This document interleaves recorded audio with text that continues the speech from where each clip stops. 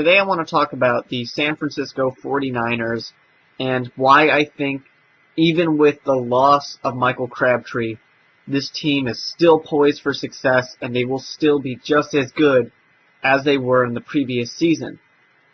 There's a lot of scare, I think, about Crabtree because he was such a huge part of the offense and he had 1,105 receiving yards on 126 targets. That is crazy. That is huge, and it is miles away from anyone else. Here's why him being gone this season and being hurt is actually going to be a good thing for Colin Kaepernick.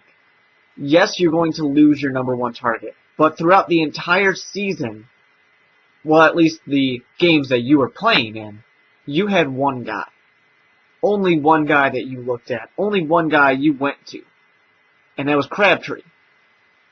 Take him out of the equation, what are you going to do? You got Anquan Boldin. You got Manningham. Maybe you throw more often to Vernon Davis, who is in that final year, just kind of a last hurrah run for him. And here's something that I want to see happen. I want to see you throw to LaMichael James out of the backfield. And I want him to go run. But LaMichael James was a hugely and criminally underused part of this offense. You have the ability to run your option read and everything with Kaepernick out there. And I know that they started out with Alex Smith and they expected to use Alex Smith for the entirety of the season, so they didn't have the entire time to really fully develop this type of offense and really fully use their offensive weapons. Frank Gore had 258 carries. Obviously, he's a workhorse, and he can handle that. And being at 30 years old isn't going to really slow him down that much. But I really want to see LaMichael James get at least 100 carries in this season, or kind of be used with the option even in the passing game as well, because I think that's going to be great. When you have this speed back who is completely different than Frank Gore. Frank Gore's the tank who will take it down, and he will run through you. LaMichael James is going to make you miss him. He's going to run around you, and he's going to be so useful to this offense if they choose to use him.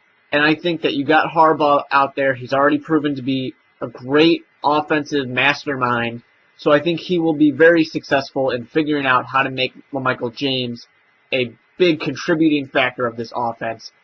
It'll be a nice change of pace from Frank Gore, who, like I said, will take it right in your face, and LaMichael James, who can be more crafty, who can give you the full ability to use a read option with Kaepernick.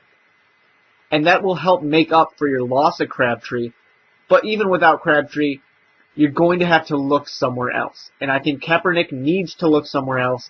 This is great because it forces him to do that.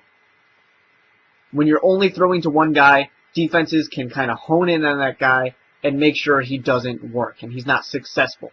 Is going to force him to use his tight end more often, use his third and fourth receiver more often, which is going to help Kaepernick grow into a more successful quarterback in the long term. When it comes to the defense, I really don't know what to say because they already are one of the best defenses in the league. The 49ers defense is unbelievable. They did a fantastic job, and the scary thing is when you're talking about the NFC West, they might not even be considered the best defense in the NFC West. A lot of people would point to the Seahawks over in Seattle.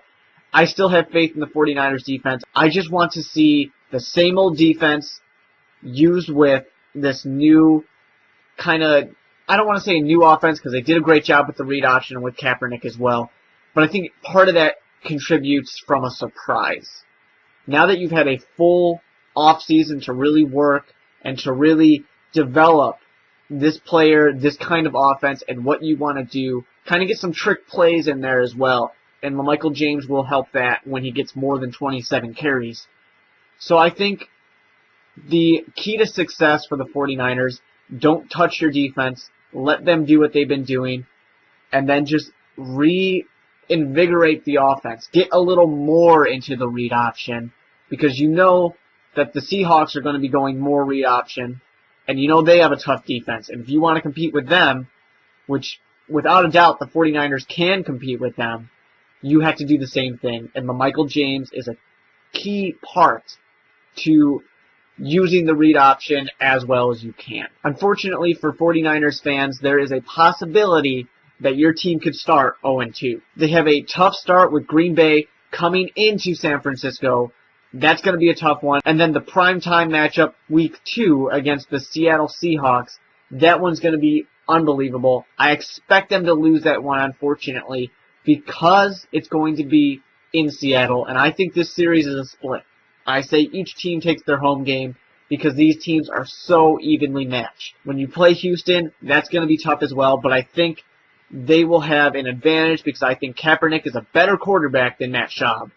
Although Houston has the better wide receivers. So it's going to be interesting to see how that works out. Houston very much is a system-based team, so will the system in Houston win and that kind of offense, or will the talent with Kaepernick, Frank Gore, and hopefully LaMichael James, will that be able to run right through the very tough Houston defense? It's fun because the amount of teams that the 49ers will play that also run read options is huge this year. They get to play Seattle twice, obviously. They're going to play Carolina. They're going to play Washington as well. That gives a lot of fun games. We're going to have a ton of fun, at least I will, seeing Cam Newton and Kaepernick go against each other. Same with RG3, without a doubt. By week 12, RG3 should hopefully be healthy, or hopefully still be healthy. And I think that'll be a very fun one to watch as well. Russell Wilson versus Kaepernick is a huge rivalry that hopefully we see for years to come. It's going to be very fun. Those last games that the 49ers need to watch out for: New Orleans, Washington, Carolina, and finally the Atlanta Falcons. I think that they have great potential to go in and win 10 games this year. And I think if you subscribe to the new theory that you want to be lower in the seeding, it might not be so bad to lose your division and be a wild card team. That wouldn't be the worst thing if you subscribe to the theory that the lower seeded teams tend to win the playoffs, which recently they have. Is it something that I buy? Not really. I think that everything kind of evens out once you get into the playoffs. You just want to get there, but it certainly isn't going to hurt to have home field advantage, something that the 49ers definitely remember from last year.